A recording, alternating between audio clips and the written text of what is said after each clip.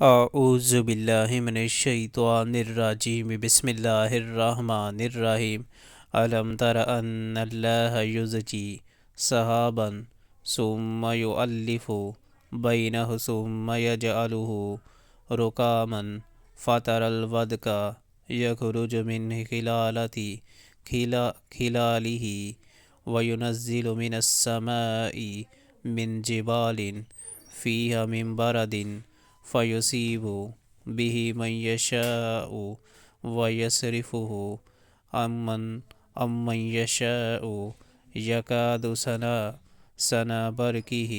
یذہب بالابصار۔ کیا تم دیکھتے نہیں ہو کہ اللہ بادل کو آہستہ آہستہ چلاتا ہے، پھر اس کے ٹکڑوں کو باہم جوڑتا ہے، پھر اسے سمیٹ کر ایک